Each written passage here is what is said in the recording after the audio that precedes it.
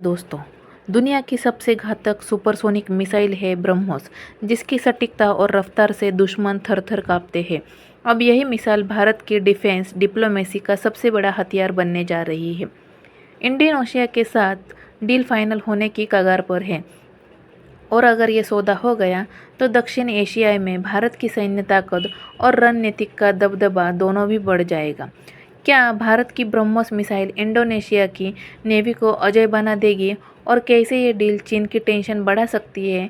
आइए जानते हैं पूरी कहानी सिर्फ इस वीडियो में।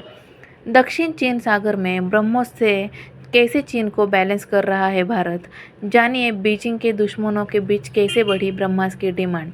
तो आइए शुरू करते हैं। दक्षिण चीन सागर के पूरे हिस्से पर चीन अपना दावा करता है, जबकि फिलीपींस, इंडोनेशिया, मलेशिया और ब्रुनई जैसे देश भी दक्षिण चीन की सागर पर अपना दावा करता है, लेकिन चीन इनके दावों को खारिज करता है। फिलीपींस पहले ही भारत से ब्रह्मोस मिसाइल खरीद चुका है, जबकि इंडोनेशिया और मलेशिया जैसे देशों से एडवांस स्तर पर बात चल रही है। रणनीति, सुरक्षा और कारोबारों की हितों के नाजुक संतुलन के आधार पर देश अपनी विदेश नीति तय करते हैं। भारत के लिहाज से देखें तो एक तरफ उसे बीजिंग के साथ अपने कारोबारी रिश्ते को भी बनाए रखना है, लेकिन दूसरी तरफ अपनी सीमाओं को सुरक्षित भी रखना है।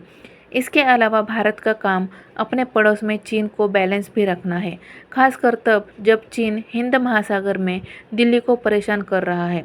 भारत इसके लिए इंडो पैसिफिक की सुरक्षा के लिए बनाए गए संगठन क्वाड में शामिल है, जिसमें अमेरिका, जापान और ऑस्ट्रेलिया भी हैं। भारत की इस कोशिश में ब्रह्मास्त्र कहा जाने वाला मिसाइल ब्रह्मोस को भारत और रूस से मिलाकर बनाया है, जिसे दिल्ली चीन को काउंटर करने के लिए उसके दुश्मनों को दे रहा है।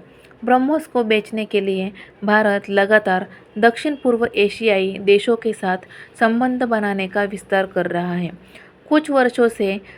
चीन के पड़ोसी कुछ वर्षों से ब्रह्मोस की बिक्री के लिए जकार्ता के साथ बातचीत कर रहे हैं, क्योंकि उनकी नौसेना को एक मिसाइल सिस्टम की ज़रूरत है। भारत ब्रह्मोस की बिक्री के लिए वियतनाम के साथ भी एडवांस स्तर पर बातचीत कर रहा है। क्या इंडोनेशिया खरीदेगा भारत का ब्रह्मोस मिसाइल? तो आइए जानते हैं। इंडोनेशिया के राष्ट्रपति प्रबोवो सुबियांतो ने गणतंत्र दिवस के दौरान मुख्य अतिथि के तौर पर दिल्ली का दौरा किया था और माना जा रहा है कि भारत की ये एक कूटनीति थी। इस दौरान ब्रह्मोस मिसाइल को लेकर दोनों देशों के बातचीत हुई।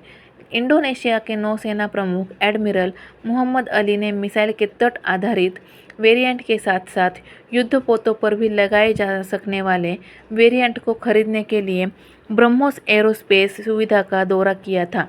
हालांकि कीमत और टेक्नोलॉजी ट्रांसफ़र जैसे कुछ मुद्दों पर अभी भी दोनों देशों के बीच बात चल रही है, लेकिन इंडोनेशियाई प्रतिनिधिमंडल ने जहाज निर्माण और एयरक्राफ्ट कैरियर निर्माण को लेकर भी डिफेंस इंडस्ट्री में सहयोग बढ़ाने के लिए भारतीय सैन्य नेतृत्व के बीच बातचीत हुई है। भारत दुनिया में सबसे ज़्यादा डिफेंस में खर्च करने वाला देश है। डिफेंस एक्सपर्ट के मुताबिक भारत की कोशिश स्वदेशी हथियारों का उत्पादन बढ़ाना है।